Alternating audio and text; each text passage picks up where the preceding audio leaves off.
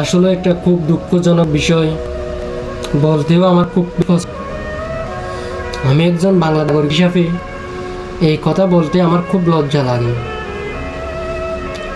যে ভাই বোন রক্তর বিনিময়ে বাংলাদেশ স্বাধীন করেছে, সেই বাংলাদেশে এখন মা বোনের ইজ্জত নিয়ে টানাটানি করতেছে।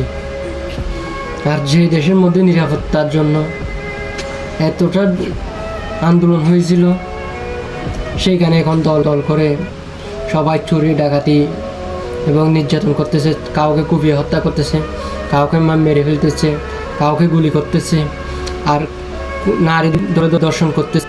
আমরা তো এমন বাংলাদেশ চাই না যে বাংলাদেশ যারা শান্তি সুস্থভাবে জীবনযাপন করব, এমন একটা দেশ চেয়েছি।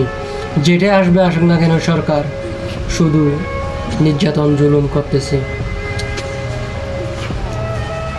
স্বরাষ্ট্র উপদেষ্টায় বলে এখন বাংলাদেশ খুব শান্তিভাবে আছে, দেখতেছি অনলাইনের মধ্যে কাউকে কুপিয়ে হত্যা করতেছে, এদিক দিকে দেখলে নারী দর্শন হচ্ছে, চলন্ত বাস দর্শন হচ্ছে।